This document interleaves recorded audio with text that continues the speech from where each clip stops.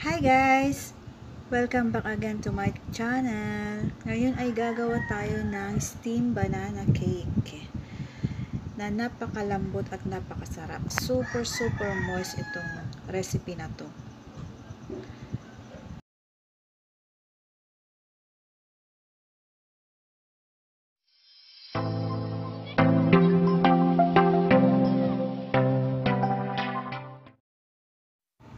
Ayan, meron tayong 6 na pirasong saging na lakatan dito. Overripe. Guys, mas maganda kasi pag overripe ang gagamitin natin saging. Mas malambot talaga ang cake natin at mas masarap. Kaya required ko talaga yung overripe na.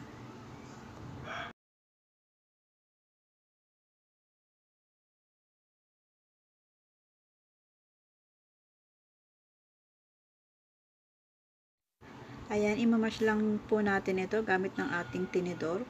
Pero pag meron po kayong masher, pwede po nyo gamitin yan. Wala akong nun kaya tinidor lang muna tayo ngayon. Ayan, imamash lang po natin ito ng mabuti. Tapos itabi muna natin.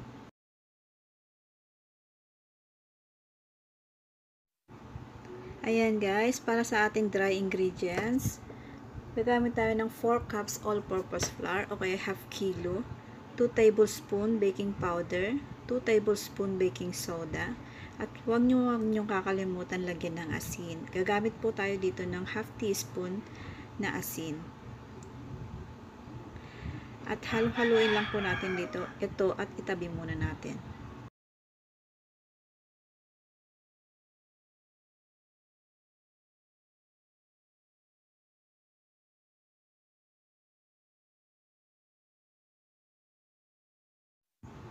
Para naman po sa ating wet ingredients, ang ating mashed banana,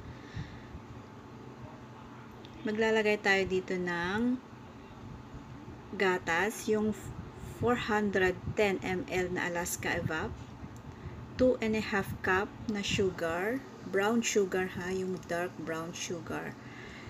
Tapos maglalagay din tayo dito ng 1 cup oil. Tapos ang ating eggs, gagamit tayo ng 5 eggs, large. Tapos vanilla, 1 teaspoon, lalagay din tayo ng vanilla para hindi malansa ang ating cake.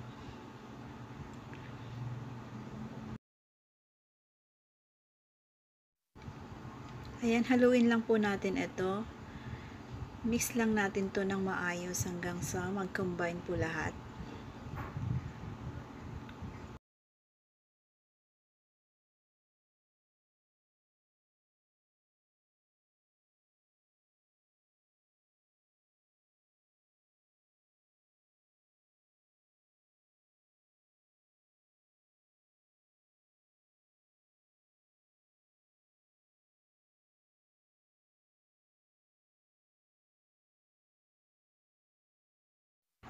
Ayan, pagkatapos natin haluin maigi ang ating wet ingredients, lalagay na natin ang ating dry ingredients.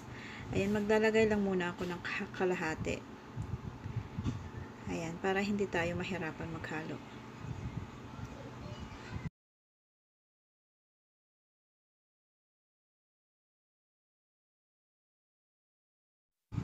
Ayan, at isunod na po natin ang ating natitirang dry ingredients. Ayan, haluin lang po natin ito ng maigi.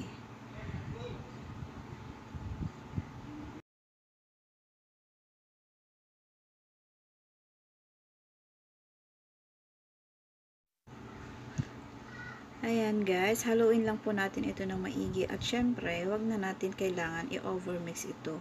Pag nakikita niyo na okay na yung harina, wala na siyang ubu-ubuo at na-mix na ng maayos, wag na natin halu-haluin pa para maganda ang kalabasan ng ating cake.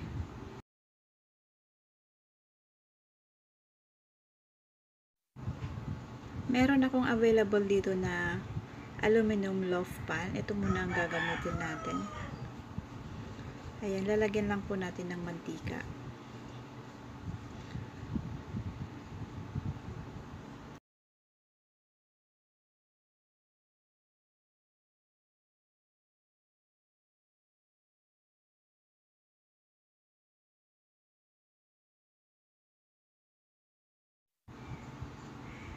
Ayan guys, susukatin natin para magpantay ang laman ng ating loaf pan. Ayan, maglalagay ako dito ng 2.5 cup kada loaf pan.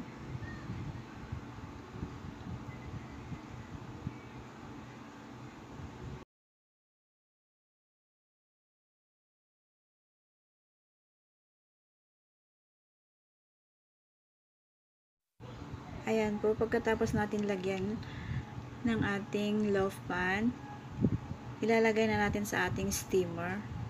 Dapat pakuluin muna natin ito, saka natin po ilalagay. Ayan, at i-steam po natin ito mga 40 minutes. Low heat lang po. Takpan natin.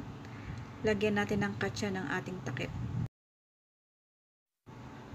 At eto na nga po guys, after 40 minutes, luto na ang ating banana cake. Ayan. Ayan, pwede na natong hanguin. Lutong-luto na. Ayan, para sa mga natira pang aking ingredients, maggagawa din ako ng cupcake. Ayan, maglalagay lang tayo ng cupcake liner sa ating puto molder.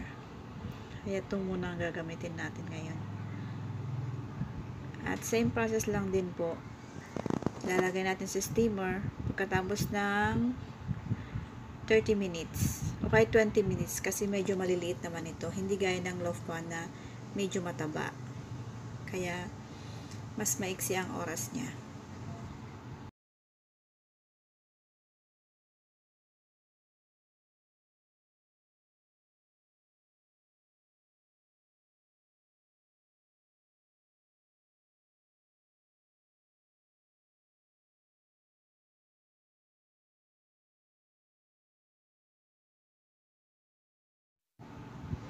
Eto na po guys, ang ating banana cupcake or banana muffin. After 20 minutes, luto na po siya. Ayan, ang ganda ng ang kanyang pagkakaluto.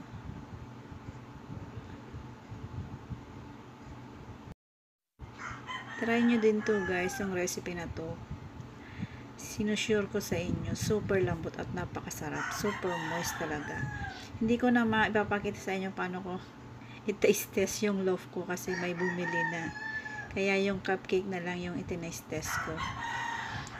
Super lambot talaga, promise.